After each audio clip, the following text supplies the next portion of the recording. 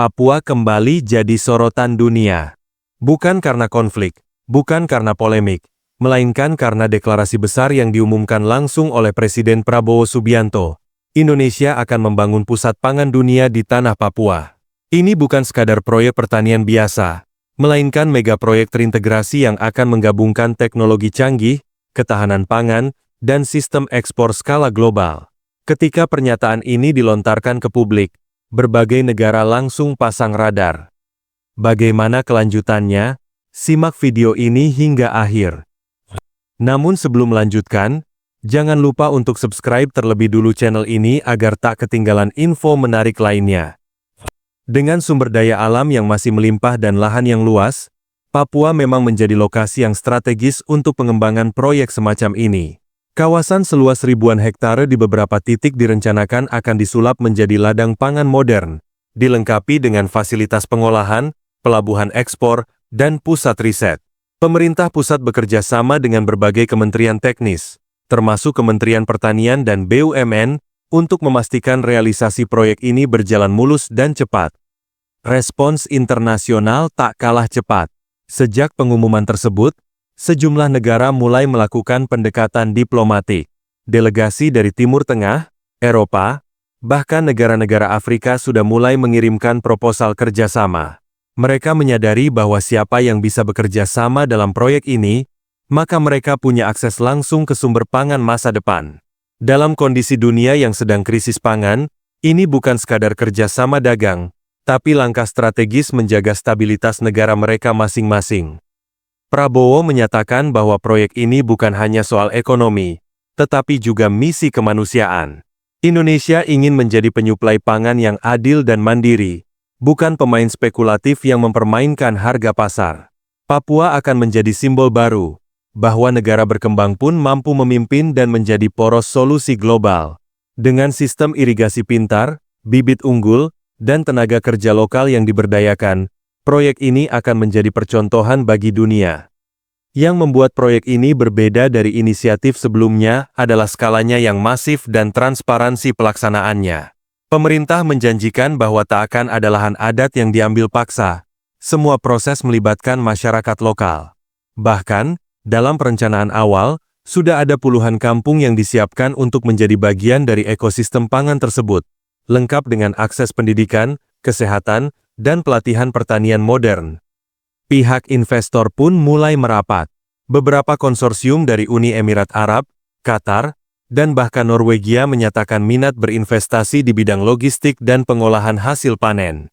Dalam waktu singkat, Papua bukan hanya menjadi target ekspansi ekonomi, tapi juga simbol investasi hijau. Karena pendekatan proyek ini berbasis pada keberlanjutan dan tidak merusak lingkungan sekitar. Bahkan, sebagian kawasan akan tetap dilestarikan untuk keanekaragaman hayati.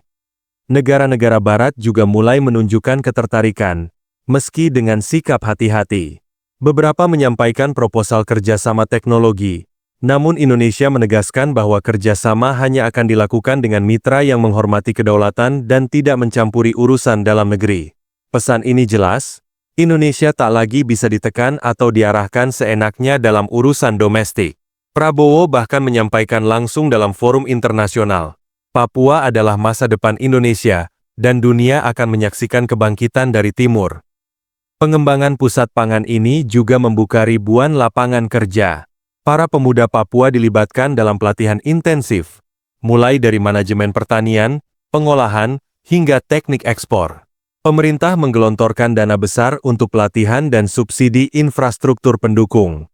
Ini adalah bentuk nyata dari pemerataan pembangunan, bukan sekadar narasi, tapi kebijakan yang berdampak langsung bagi masyarakat akar rumput.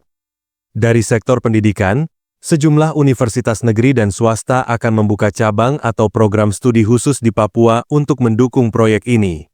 Riset pertanian tropis, studi ketahanan pangan, dan inovasi teknologi hijau menjadi fokus utama. Ini menunjukkan bahwa proyek ini tidak berhenti di level produksi, tapi juga mendorong transformasi ilmu pengetahuan yang akan menjadikan Indonesia sebagai rujukan global. Dalam hitungan minggu sejak pengumuman, permintaan akan hasil pangan Indonesia mulai meningkat. Negara-negara sahabat yang dulu hanya melihat Indonesia sebagai pemasok kecil, kini mulai antre menjalin kontrak jangka panjang. Beberapa perusahaan besar bahkan mulai membuka kantor perwakilan di Jakarta dan Jayapura. Indonesia pun kini tak hanya diincar karena sawit dan batu bara, tapi karena potensi pangannya yang luar biasa. Yang menarik, proyek ini juga berdampak pada citra politik Indonesia. Dunia internasional mulai memandang Indonesia sebagai pemimpin regional yang visioner. Kebijakan pangan tak lagi dianggap sebagai isu domestik, tetapi alat diplomasi yang kuat. Negara-negara ASEAN pun mulai menyatakan minat untuk meniru konsep ini di wilayah mereka masing-masing. Indonesia kini berada di garis depan transformasi sistem pangan dunia. Media asing mulai memuat headline tentang Papua, bukan karena konflik, tapi karena harapan. Majalah ekonomi ternama bahkan menyebut Papua sebagai The New Green Frontier, wilayah hijau yang akan mengubah arah geopolitik Asia Pasifik. Pandangan dunia terhadap Indonesia berubah drastis. Dan itu semua dimulai dari satu keputusan berani, membangun pusat pangan dunia di jantung tanah Papua.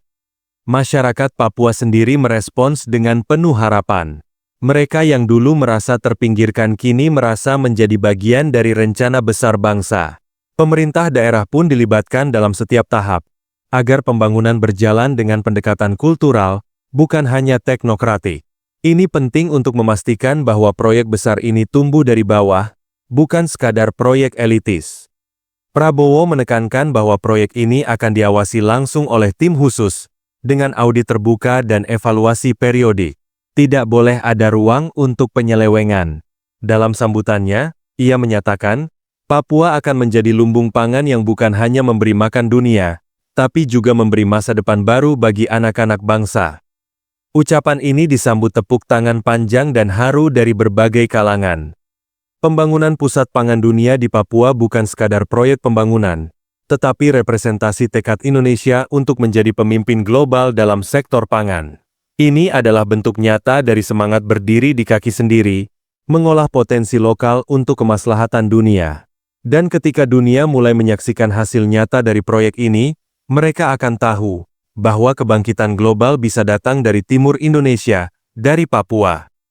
Penetapan Papua sebagai pusat pangan dunia oleh pemerintah Indonesia menjadi lebih dari sekadar kebijakan strategis. Ia adalah deklarasi bahwa ketahanan pangan global tidak lagi dimonopoli oleh negara-negara barat. Dengan proyek ini, Indonesia secara simbolik dan nyata mengambil alih tongkat estafet dari negara-negara maju yang mulai kewalahan dalam menjaga stabilitas pasokan pangan mereka. Papua kini menjadi representasi dari babak baru peradaban, di mana negara berkembang menunjukkan bahwa mereka mampu memimpin, bukan hanya mengikuti. Pembangunan ini pun membawa harapan besar bagi rakyat Papua sendiri.